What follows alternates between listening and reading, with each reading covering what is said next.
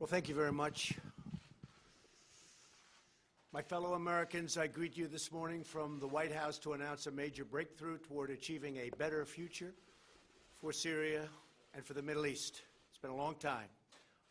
Over the last 5 days, you have seen that a ceasefire that we established along Syria's border has held, and it's held very well, beyond most expectations.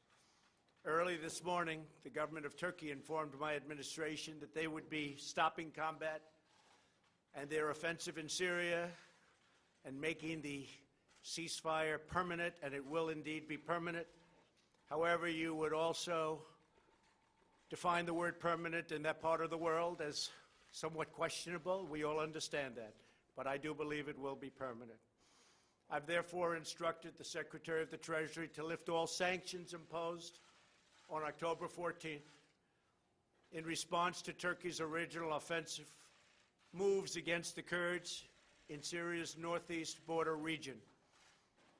So the sanctions will be lifted unless something happens that we're not happy with. This was an outcome created by us, the United States, and nobody else, no other nation. Very simple. And we're willing to take blame, and we're also willing to take credit. This is something they've been trying to do for many, many decades. Since then, others have come out to help, and we welcome them to do so. Other countries have stepped forward. They want to help, and we think that's great. The nations in the region must ultimately take on the responsibility of helping Turkey and Syria police their border. We want other nations to get involved. We've secured the oil, and therefore a small number of U.S. troops will remain in the area where they have the oil. And we're going to be protecting it, and we'll be deciding what we're going to do with it in the future. In any event, by the moves that we've made, we're achieving a much more peaceful and stable area between Turkey and Syria, including a 20-mile-wide safe zone. An interesting term, safe zone. That's the term we're using. Hopefully, that zone will become safe. Thousands and thousands of people have been killed in that zone over the years. But it's been sought for many, many decades, and I think we have something that's going to be strong and hold up. Turkey, Syria, and all forms of the Kurds have been fighting for centuries. We have done them a great service, and we've done a great job for all of them. And now we're getting out. Long time. We were supposed to be there for 30 days. That was almost 10 years ago. So we're there for 30 days, and now we're leaving. It was supposed to be a very quick hit, and let's get out. And it was a quick hit, except they stayed for almost 10 years. Let someone else fight over this long, blood-stained sand. I want to thank Vice President Pence and Secretary of State Pompeo for leading the American delegation so successfully to Turkey several days ago, along with National Security Advisor O'Brien. I want to thank them very much. The American delegation negotiated the original 5-day ceasefire that ended Kurdish fighters to safely leave. It just got them to a point where, frankly, they were able, it enabled them to get out, to go, and move really just a few miles in a slightly different direction. So this enabled them to do so. Countless lives are now being saved as a result of our negotiation with Turkey, an outcome reached without spilling one drop of American blood. No injuries, nobody shot, nobody killed. I have just spoken to General Mazlum, a wonderful man, the commander-in-chief of the SDF Kurds, and he was extremely thankful for what the United States has done. Could not have been more thankful. General Mazlum has assured me that ISIS is under very, very strict lock and key, and the detention facilities are being strongly maintained. There were a few that got out, a small number, relatively speaking, and they've been largely recaptured. I'm also sure that he will be issuing his own statement very shortly. We had a great talk, but we've saved the lives of many, many Kurds. He understands that. That war was going to be vicious and probably not very long. And I'm very happy to have been involved in it, as are our Vice President, our Secretary of State, and all of the other people on our team. By getting that ceasefire to stick, we've done something that's very, very special.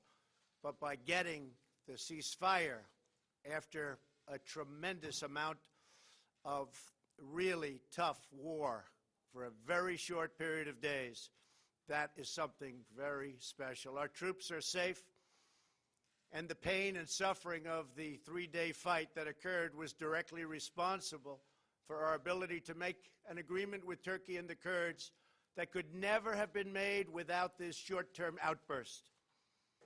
Should Turkey fail to honor its obligations, including the protection of religious and ethnic minorities, which I truly believe they will do, we reserve the right to reimpose crippling sanctions, including substantially increased tariffs on steel and all other products coming out of Turkey. We are now an economic powerhouse like never before, and very importantly, like no other. Our economic might is stronger than it's ever been, and our competitors are not doing very well. We also expect Turkey to abide by its commitment regarding ISIS as a backup to the Kurds, watching over them. Should something happen, Turkey is there to grab them. Further, we implore European countries to come and take those fighters that the U.S. captured and bring them back to their countries for incarceration and for trial. Until just recently, Europe has been very unresponsive in doing what they should have been doing for a long time. Now is their chance to finally act. American forces defeated 100% of the ISIS caliphate during the last 2 years. We thank the Syrian Democratic Forces for their sacrifices in this effort. They've been terrific.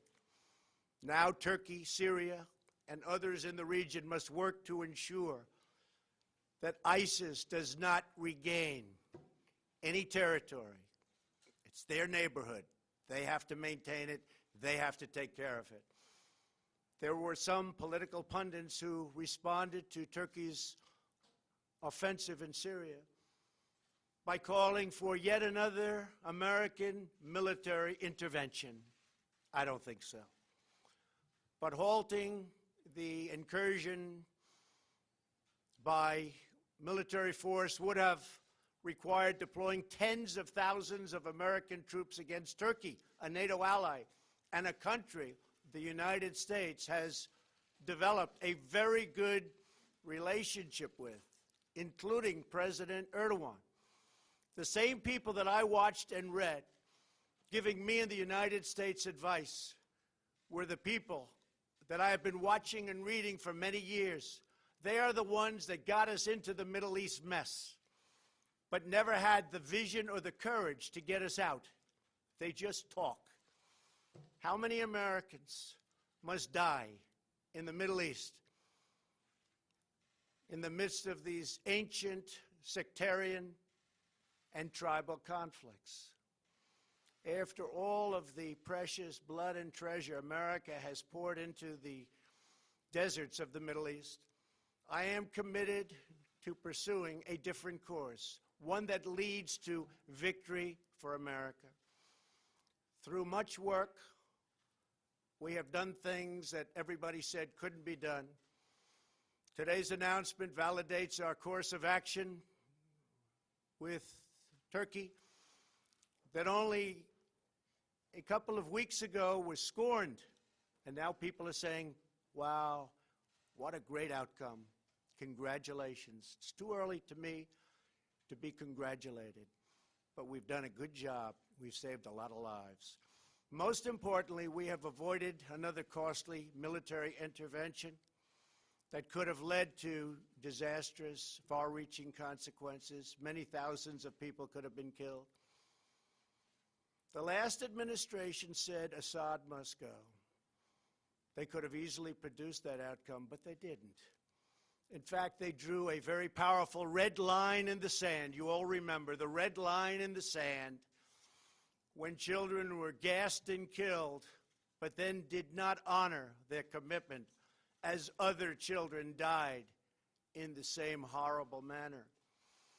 But I did honor my commitments with 58 Tomahawks. 8 long years after President Obama's ill-fated push at regime change, U.S. troops are still on the ground in Syria. More than 500,000 people are dead, hundreds of thousands are terribly injured, and millions more Syrians are displaced. It really is a nightmare of misery. Across the Middle East, we have seen anguish on a colossal scale. We have spent $8 trillion on wars in the Middle East, never really wanting to win those wars. But after all that money was spent and all those lives lost, the young men and women gravely wounded so many, the Middle East is less safe, less stable, and less secure than before these conflicts began. The same people pushing for these wars are often the ones demanding America open its doors to unlimited migration from war-torn regions, importing the terrorism and the threat of terrorism right to our own shores. But not anymore. My administration understands that immigration security is national security. As a candidate for president, I made clear that we needed a new approach to American foreign policy, one guided not by ideology, but by experience, history, and a realistic understanding of the world. We are building up America's military might like never before, investing $2.5 trillion since my election. But we will not be depleted. We will not happen again. It will not be allowed to happen again, where our military is depleted, fighting in areas of the world where we shouldn't be. When we commit American troops to battle, we must do so only when a vital national interest is at stake. And when we have a clear, objective, a plan for victory and a path out of conflict, that's what we have to have. We need a plan of victory. We will only win. Our whole basis has to be the right plan, and then we will only win. Nobody can beat us. Nobody can beat us. I want to again thank everyone on the American team who helped achieve the ceasefire in Syria, saved so many lives, along with President Erdogan of Turkey, a man I've gotten to know very well, and a man who loves his country. And in his mind, he's doing the right thing for his country. And we may be meeting in the very near future. I also want to thank General Mazloum for his understanding and for his great strength and for his incredible words today to me, but me just as a representative of the United States, because he knows that we saved tens of thousands of Kurds. And we're not talking in the long term, we're talking in the short term. We're talking something that was going on immediately and something, frankly, that was planned for a long time. The job of our military is not to police the world. Other nations must step up and do their fair share. That hasn't taken place. Today's breakthrough is a critical step in that direction. Thank you all very much, and God bless America. Thank you. Mr. President, you said that the ISIS fighters who escaped had been recaptured, but today your top envoy said that's not true, that they don't know where they are.